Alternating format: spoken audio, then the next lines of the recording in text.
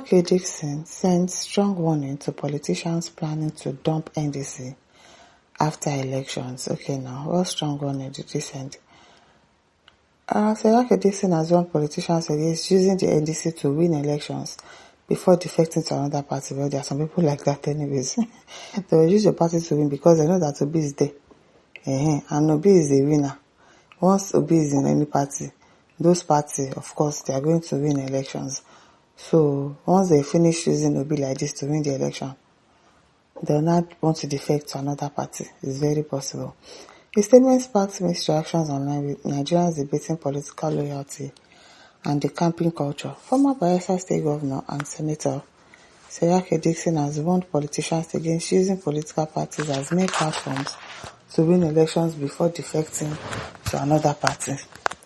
Dickson made the statement while speaking about loyalty within the NDC, stressing that the party would not tolerate politicians who decamp after securing electoral victory. We cannot use our party to win election and then decamp. The NDC is not a special purpose vehicle for any human being, no matter how big or small you are, he said. His remarks have since sparked reactions online, with Nigerians debating party loyalty and political defections and the culture of decamping in Nigerian politics. Many Nigerians supported Dickson's position, arguing that politicians often abandon the parties that help them gain power. I am happy APC use and dump all those that decamp from Labour. I'm telling you, don't be small use and dump. That decamp from Labour Party after winning election, they will think twice before decamping. One user wrote. Another user added, this is true leadership. Everyone should be compelled to sign an agreement letter and no one leaves after winning election from NDC. I don't think they can compel anybody to sign any agreement. I'm not sure about that. Others, however, argue that political parties in Nigeria are often driven more by convenience than ideology. If a party is not a vehicle, what is it when people switch lanes after winning? Is it ideology or convenience? Another comment read. Some critics also pointed out that political defections have long been part of Nigeria's political system, regardless of party affiliations. Yes, so they would some people always defect. Some people that's their plan. Oh, let me go and use that party to win the election. Once I win the election, I'll defect. Some people are like that, really. Chidozie says, why would you mind going that way? Were you saying indirectly the center is not possible to get? That's winning presidency. Please don't preempt negativity. But it's possible. This is nothing like preempting. People do it. Sam Abalogun says a new Nigeria is possible. This could be a new ideology for a new Nigeria where a politician who is elected on the platform of a political party has to vacate his seat should he or she defect to another party. Well, he or she won the election on the mandate of a party as its flag bearer. Hence, once he drops the flag defect, he automatically lose the seat and go to contest on the platform of his or her newfound party. Let's hope that works. Let's hope that they can actually implement that. DTK says, just in case it did not work for him there, useless fellows. How? Ubong in CDB says, Mr. Seriake, talks will not help in this. If you are serious and you want it to be respected, go for sworn affidavit of agreement that will hold them legally. If not, it won't work. Well, can you do that? I don't know if it's not in the constitution or anything. Will you be able to make them swear an affidavit or an agreement that, once you defect to another party, you are going to leave your seat or anything? I know some desperate fools will still go to court to challenge it after the grounds on fundamental human rights, exactly, to association. But they will not succeed because the law will tell them when to come into the party, but they willingly did so, seeing the conditions that was in place. Yes, they agreed.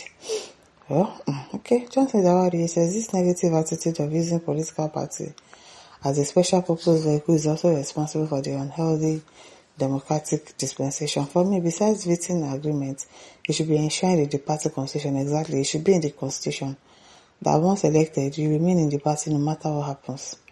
Before you hear that, they start saying, because of unresolved crisis is in the party, that's why they elect. It's a lie, there's no crisis anywhere. Chris also says, Your Excellency, we should not beg. Most of them have started reaping what they planted. Nigerians are too greedy. Serving ministers resigned their appointment to have a taste of the governor's office, but of course they crashed.